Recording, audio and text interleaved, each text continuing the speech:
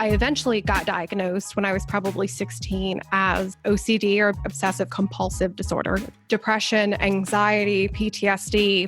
I would irrationally think, if I don't take a shower for 4 hours, then I'm going to get a stomach bug. And I hated throwing up if I can't scrub every inch of my body over and over in a burning hot shower for 4 hours.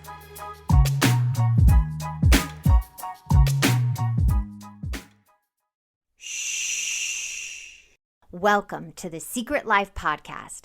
Tell me your secret. I'll tell you mine.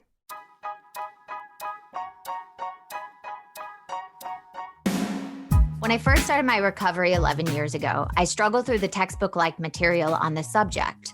I wanted to make the addiction and the recovery from it accessible and relatable to more people by telling it in an entertaining way.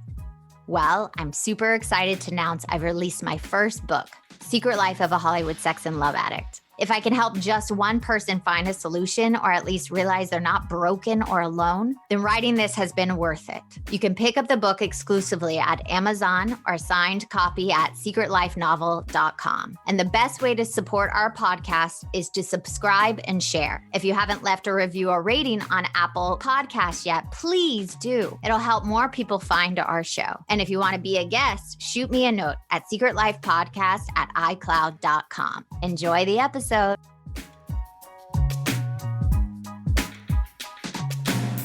Welcome to Secret Life Podcast. I'm Brianne Davis-Gant. Today I'm pulling back the curtains of all kinds of human secrets. We'll hear about what people are hiding from themselves or others. You know, those deep, dark secrets we probably want to take to our grave, or those lighter, funnier secrets that are just plain embarrassing. Really, the how, what, when, where, and why of it all. Today, my guest is Rachel. Now, Rachel, I have a question for you. Dun, dun, dun. What is your secret? Dun, dun, dun. Well, let me tell you. So my secret is, and it's, I guess, not so much of a secret anymore, but was a secret, was when I was a kid, I had some debilitating mental illnesses that kept me in my own little bubble. And it took a long, long time to get through it, but definitely more so on the other side. It's not perfect. Well, let's go back though. What were these illnesses and at what age? Yeah. And I don't want to say I completely got through them because I still identify with having these, So, well, the kind of twist here is that for a long time, it was kind of secret to myself. I didn't know what secret I was keeping. So if we're going back, when I was a kid, I dealt with what I eventually got diagnosed when I was probably 16 as OCD, or obsessive compulsive disorder, depression, anxiety, PTSD. And the problem was moving back a little bit, when I was about, I guess I was like 8, I started being debilitated by things that we had no clue what it was. My family had no idea. But all I knew was that I couldn't get out of bed. I couldn't go to school, and I was feeling horrible all the time. And we went to doctor upon doctor, figuring out if I was sick, if it was something mental, but it was something that I really kept to myself. You know what I mean? Now, when you say you couldn't get out of bed, you just your mentality could not get out of bed. Can you explain that feeling? Because I don't have that, but I do have OCD. So I can get being obsessed with things being where they are. So you have some kind of control, but can you explain that feeling? Absolutely. So it was, the thing was that it was super confusing at that time as a kid. So if you had asked me when I was a kid, I wouldn't have been able to explain it to you. I had no clue what was happening. I just knew that I felt like crap. But in retrospect, I can identify it as, okay, I was debilitated by all of these thoughts that I had going on. And it kind of piled on itself like a snowball, because I got more embarrassed the more I couldn't go to school, kind of a social anxiety of sorts, where I was so overwhelmed by what people thought of me. But, they would ask me questions about why I wasn't in school. And I was like, I don't know. Don't ask You're me. I have no idea. I just didn't want to come. Exactly. People terrify me. Exactly. Exactly. And the other thing was, not to go on a bit of a tangent, but I was a good student. Other than these things, I was a good student. I liked school. I liked learning. And so it was extremely confusing. But again, back to your question, it was a lot of fear. So a Mm-hmm. lot of fear of what would happen to me out in the world, what people would say to me. It was a fear of getting hurt or my loved ones getting hurt. And it Mm-hmm. was a fear that if I didn't do certain things to, kind of squish those feelings down, or those are the compulsions, the thoughts or the obsessions. If I didn't do those things, then the world would come crumbling down in one way or another. I would irrationally think, if I don't take a shower for 4 hours, then I'm going to get a stomach bug. And I hated throwing up. And I still do. I still don't like it, but who does? But, I'm going to get a stomach bug if I can't scrub every inch of my body over and over in a burning hot shower for 4 hours. And I was just debilitated by the inability to be perfect and that kind of thing, to be perfect in school with my grades, that it was just like, it just kind of snowballed into this thing that kept me in bed, that made me just not want to face the day and got me extremely depressed. I'm also curious, does anybody in your family have that too? Well, it is funny you say that, because my granddad, who passed away when I was 2, after I was diagnosed when I was 16, Mm-hmm. my mom looked back at it and she was like, "Oh my God, I think that's what he had." And he was an alcoholic. She's like, I think he had undiagnosed OCD. So yeah, but it was strange. And I say it was a secret because it was a secret to myself. It was a secret to other people because it nobody knew what the hell it was. Like, I was this, seemingly put together, bubbly kid, academic student outside of this thing, That's so so crazy though, because it when was you're weird. Yeah. saying that, even when people look at people and you think they have it all together, you never know what's going on underneath. Like the And demons we hide or the things we hide from right. ourselves, you said. Exactly. Exactly. And that's the biggest thing, honestly, that I took away from this is I just developed, I feel like, such empathy towards other people. And that's why I created my platform, is because of exactly what you said, that you can never know what is going on with somebody. You just can't. There are so many things that happen that behind closed doors. So at 16, you got diagnosed and it finally was it this wake up moment? Did something happen before that was severe that the doctor was like, oh, I know what it is now? It took finding the right doctor. And, Mm. I had been in therapy since this started when I was 8 or whatever it was. Like, everybody was scrambling to figure out what it was for years. So it's honestly baffling that it took that long. But, and especially, mind you, just to paint a little bit of a picture, especially because like when I say I wasn't getting out of bed and going to school, I mean it. Like, in 5th grade, I didn't go to school. I was there for the first couple of weeks, and then the last couple of weeks of school, I got my butt back in. And it happened after that for months and months at a time, semesters at a time. It's like a miracle that I didn't fall back, Yeah. Did you do I your did. schoolwork in bed? Did you Sometimes, yeah. okay. Or sometimes I would have a tutor, and, they, at the end of high school, they let me take, because after high school so I grew up in New York, and then Mm-hmm. after high school, I moved to the Philly area. I was going to start like community college classes to build my grades back up. And so they were amazing enough to let me like have some of those work as double credits, credit me towards things I had missed. And gosh, it was wild. So to answer your question though, when I turned 16, I had a therapist who I loved, who was a sweetheart. He was this like little old crinkly man who had this like big nose that had nose hair sticking out all the time. He was the sweetest little man. Quintessential therapist that you think of that's in like a movie. 1000%. Like, I can't even, absolutely. So, what happened though was one day I was listing all these things that I was stressed out about, like this and the homework and the can't get to school, blah, blah, blah, blah, blah. And I mentioned that there was this shirt that I had sitting out on my desk for like 2 weeks that was driving me nuts because it had 3 different colors on it. And I had my closet color coordinated. And, Wow. So and because you didn't know where to put it because it I didn't know where to put it. Oh my God. So I just mentioned it in passing and he was like, well, skirt, wait a minute. Like he like stopped the track. Wait, back it up. Yeah. What did you just say? So I swear that's what happened. And he pulled out, there's something called the Y box, which is the Yale Brown Obsessive Compulsive Scale. And so he's like, okay, stop talking. We're going to do this. And it's basically you go through this, like it takes days and days to do it over the course of sessions, but you go through this diagnosis thing that asks you all these questions. And I turned out to be at like the most severe end of the scale, like almost 100%. And he was like, oh, this makes, a lot of sense. So do you remember some of the questions? Well, for the most part, maybe not specifically, but it asks you things.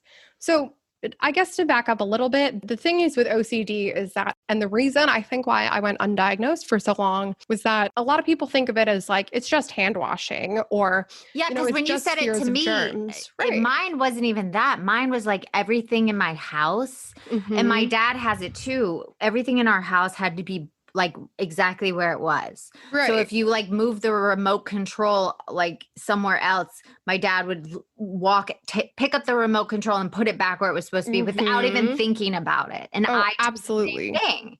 Oh, absolutely. So, and it totally can be a lot of stuff. I just mean that like people generally think of it as, keeping things straight, which like you said is true, or germophobia, which I dealt with too. And I dealt with the keeping things straight, but it also has a lot of things that have to do with other fears. So like a big thing for me was having intrusive thoughts or harm thoughts of like having these mental images of like my brother my like little baby brother getting into like a horrible car crash. And I would be debilitated, like knowing that it was irrational, but like having to do things to stop it. You know what I mean? So here's my question for you. Would you have, because I have those thoughts, when you have a son or a dog, you go and like, what if he gets hurt? What if he, someone tries to abduct him? I've had that thought, as a mother. Totally. But because I stop them, I can have the ability to be like, okay, stop. That's great. You're going to drive yourself nuts. Would you go into the fantasy and like feel all those feelings and then get stuck there? You know what? That's exactly it. I think you nailed it because you're right. A lot of times these thoughts are normal and the extent to which they're normal or not has to do with how much they interfere with your life, how much suffering and stress they bring you. And I think it was exactly that that I was always predisposed to this, even as a little kid, but then it just took control. So it took years of therapy to learn how to let those thoughts just be thoughts. The therapy for it doesn't make them go away. I still have those thoughts, but now everybody has those thoughts. Yeah, absolutely. And maybe they don't get as severe because the more you resist them, the more the thoughts come out. That's the thing. So it's again, a kind of snowball effect. Right. So then now they just it's like a nice side effect of the treatment of ignoring the thoughts, so to speak. It's a nice side effect that there are fewer thoughts. You know what I mean? Yeah. So, and you don't go down that rabbit hole of the what if. Right. Not as much, but I learned the tools to be able to deal with it when that does happen, After you were 16 and diagnosed, did you keep a secret from your friends? It was a little bit of a secret from my friends. Yeah. Because I had a relatively good group of friends in high school. But lucky you. No, but like I say that with extraordinary hesitancy because I'm a little jealous, bitch. No, I'm not. I say that with the biggest grain of salt because I was clinging to people who I wanted to like me so badly. And they truly did not turn out to be good friends. And that's okay because it was really confusing for me and for them. And, I couldn't tell them why I wasn't in school. And then once I got the diagnosis, it was like, okay, this helps a little, but it's almost like a little too late. I was already that outcast. You know what I mean? So I loved them. I wanted to be their friend and I tried. I didn't keep the secret from them for long. I tried to explain it, but it was like, there's only so much I can do. And it's so hard to even explain that to a younger teenager when you're already going through all those hormones and that change. And then on top of it, you're like, hey, I have severe OCD. And for me, my secret in high school was I was severely dyslexic. Like you would call on me and I could not read a sentence. Right. And that to me was so embarrassing during that time period. Right. So having that and trying to live with it, but also like fit in. Right. Absolutely. It's because it's so much of that time when you're a kid, all you want to do is fit in and be loved and accepted. And I think that it's so interesting because I think once I was able to define the secret, and I was, especially when I was a little older, able to speak about it better, like it took its power away completely. It was a heavier secret and more burdensome on my life when I didn't know how to explain my secret. I didn't know how to explain to them why I was out of school. Like I didn't know how to tell my peers. Why you couldn't get out of bed or why. Right. And I just didn't want to talk about it. Yeah, exactly. Yeah. But I kept thinking like, I'm just, it's so fascinating. You said once you let it go, there was this lightness almost that comes over you. But it's so interesting when you're holding it yourself and you don't know what it is. Then you find out what it is and you're diagnosed. It's like these stages that you have to let go of it to then actually accept it and learn the tools. That's exactly what I went through. You're explaining, it's so funny, two totally different issues. They are the same thing because I always thought like something's wrong with me. I'm just a broken human being. And it's like, no, you have these things you do to survive in this world. Right. And they're not serving you anymore. Exactly. That's absolutely it. And yeah, again, that's why I started, the Raw Contributor is because I felt like there was this thing that I started to see in everybody, that everybody goes through stuff. Like everybody has things that they deal with. And so I can, in a weird way, relate to people on different things. Exactly. Like what you went through. Like my addiction or someone else's like suicide attempt. It's like we all have the same abandonment, fear, loneliness, but we put those covers on it a different way. Right. Absolutely. And I think not talking about it is just gonna, it just gives it more power. I think it kills you. It does. It absolutely does. If it doesn't physically kill you, it definitely emotionally and mentally kills you. Oh yeah. And I think that's what was happening to me as a kid. And I mean, it started physically killing me too. Like I started self-harming and attempting suicide, like when I was like 14. And, so it can, even as a kid, like, you're right. It kills you. It does. Well, what happened at 14 that made you do that? Did you just like...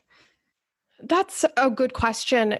I wish I could point to one specific event, but I think especially once I was a teenager, as a really young kid, I was very confused and I was very sad and I didn't know what to do. But as a teenager, it started to feel like it was my fault somehow, not by like my parents or anything like that. They were the most supportive people in the world, but I was starting to hear voices from outside, like a lot of, just get over it, just get up. Why don't you just go to school? Like, it's not that hard. You're a good student. Hearing those things from like administrators, my peers, and all of those things as a teenager, I was so sensitive and felt like I had more control over my life in general, or that I was supposed to as a teenager, that I just felt like hopeless. I felt like I'm just incapable of this. Clearly there's something wrong with me, So I think it was just that I was kind of at like a breaking point of sorts, Well, I always say I had that moment where I didn't want to be on this earth anymore. I didn't exactly want to kill myself. I just didn't want to feel the pain I was feeling anymore. Absolutely. That's exactly it. Is you just don't want to deal with it anymore. You just want it to go away. And then I also wanted this secret, and it took you a long time, but I always like to tie these things to the 7 deadly sins, not in the religious sense, but more in the character defect that we're all human and we all have some of these traits. So I'm going to name them for you and let me know if any of these ring true and why. So we got pride, greed, lust, gluttony, envy, anger, and sloth. I think the thing that comes the most to mind is with pride, because I was so deeply ashamed, especially as, like we were just talking about, especially as I got older and had no clue how to help it. And I felt like something was wrong with me, that my pride, I just wanted to maintain normalcy. So when I wasn't opening up to my peers, it was because I wanted to maintain as much normalcy as I could. And I dealt with a lot of perfectionism. I wanted to come off as perfect in spite of all of this. Like I wanted people to like me and my teachers to like me and everybody just in spite of this. So I think there was a lot of pride. That's so fat. I almost think sometimes, and doing this podcast and so many people I'm talking to all over the world now, that the main thing people suffer is this perfectionism. That character defect is so debilitating. Yeah, I completely agree. It is debilitating because nobody can be perfect. Like, No, and everybody's perfect is completely different. Like your perfect is different from my perfect. So it doesn't even make sense if you really think about it. No, it doesn't. It's not possible. And I think that was a huge problem for me because I felt like I looked at other people as a kid and thought, oh, well, they're perfect in this way. So it is achievable for me. But everybody's different. And, you know, it totally was a huge factor. That's interesting. You kind of see it as a pattern. I do see it as a pattern. And I also have these moments where my other character defect with lots of people, the compare and despair gene with the perfectionism is deadly. But it hit me one day when I was talking to somebody and I thought they had the perfect life and it was all a facade. And it opened me up to be like, we are all messed up in our own ways. And it doesn't matter what the outside looks like. Exactly. That's exactly it. And it's like looking, I think of myself as a teenager having body issues and, I still do, but having body issues and eating issues, but like looking at other people and thinking, why are my legs not as skinny as theirs? Like, that thigh gap. Oh my God, the thigh gap. Oh yeah. Growing up in the thigh gap times, that was great. Like, I can't even imagine. I'm much older than you, so I didn't grow up in that. I feel like it was like high school for me where that came about, but like, it was just terrible. I feel like it was. Maybe not. I don't know. I didn't grow up in like the social media era, so I didn't have to deal with that. But I didn't either. So Facebook came about for me probably when I was in high school. So that was the extent of it. But I cannot even imagine nowadays with the oh my God. I feel like that would be torture. Pure torture to be on Instagram and to be a teenager. As an adult, I can't even be on Instagram. I know, I can't either. It's like, oh my God.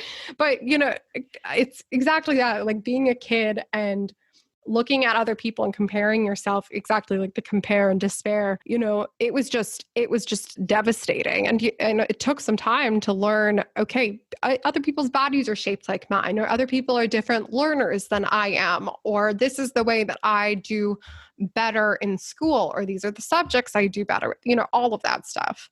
So my next question for you is, with this secret of the OCD and all the turmoil in your teenage years, who do you think keeping that secret from harmed and who did it benefit?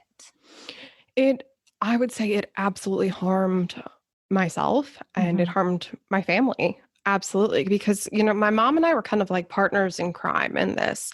She was the only person I had to lean on. She was the person defending me to all of the doctors, to the schools. Like she and I went through this together. And even though, there's only so much more I could have done to not keep it a secret, like I do think it was having to do with, doctors asking the right questions and that kind of thing. I think not being open about it as much as I could have and, not expressing my fear enough absolutely destroyed like my family. My whole family came to be wrapped around this, which is just so not fair. And it destroyed my childhood in a lot of ways, but and keeping it helped me to just, I don't know, just feel normal. I just wanted to feel normal. So it allowed me to feel normal sometimes to doctors and to my peers. And when I was in school, to just pretend like everything was fine because I just wanted that.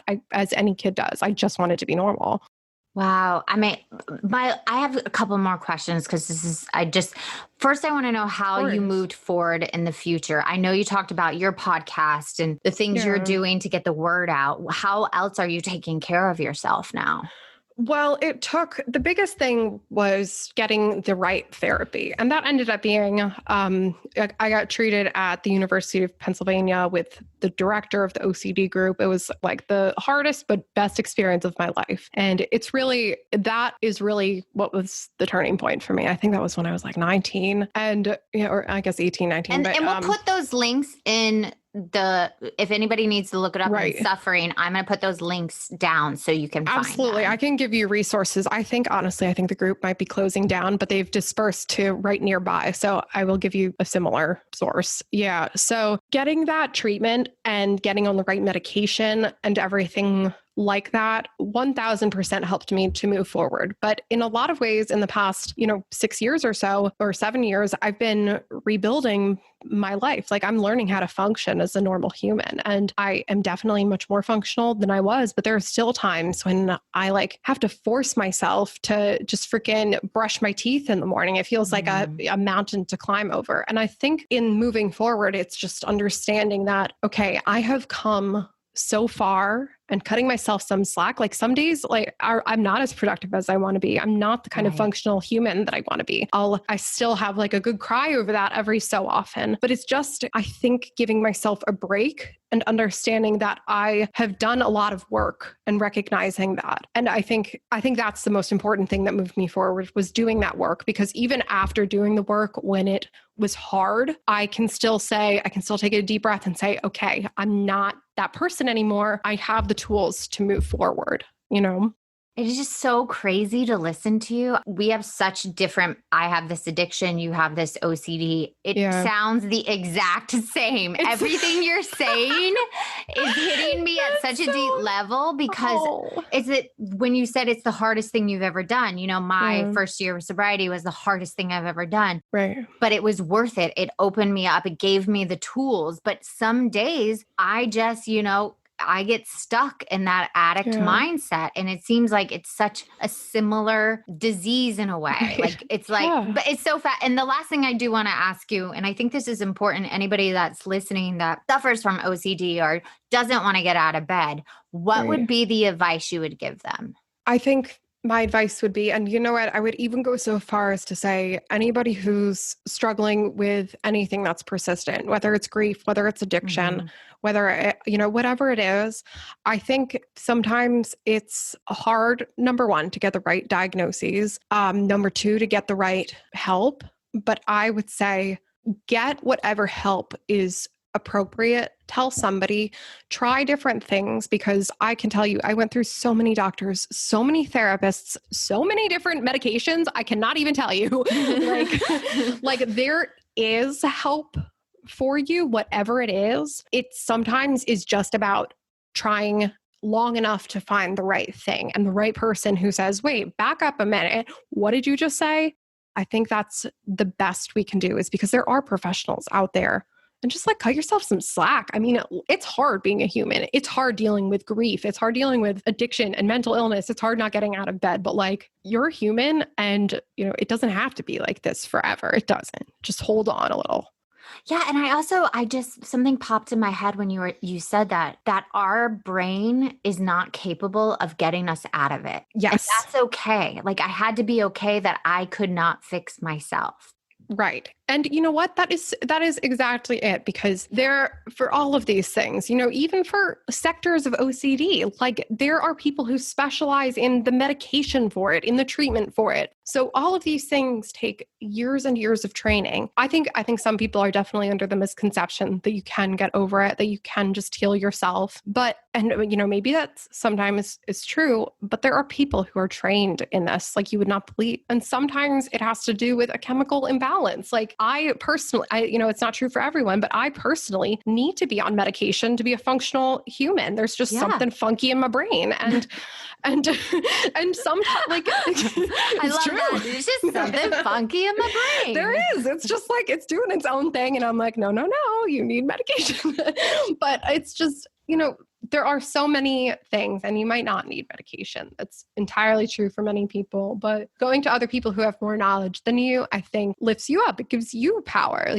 That's the best thing you can do, is take your power back as much as you can, because these are things that are parts of you. They're not you. They're things that come with the life experience of being a human. But, just like you are not addiction, but addiction is a part of you. You know what I mean? It's just something you deal with. So it's kind of like that, either you don't have all the control. Well, thank you so much for coming on and sharing your secret with us. I truly appreciate it. Absolutely. And I definitely want to say that if anybody has any questions or they're struggling and don't know what the hell to do, even whether it has to do with mental illness or not, I really believe that these principles apply to so many things. Like feel free to reach out. You can link my contact info and everything. Well, thank you. And if you want to be on the show, please email me at secretlifepodcast@icloud.com. Until next time.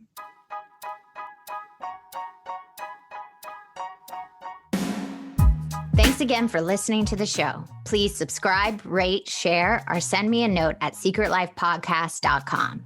And if you like to check out my book, head over to secretlifenovel.com or Amazon to pick up a copy for yourself or someone you love. Thanks again. See you soon.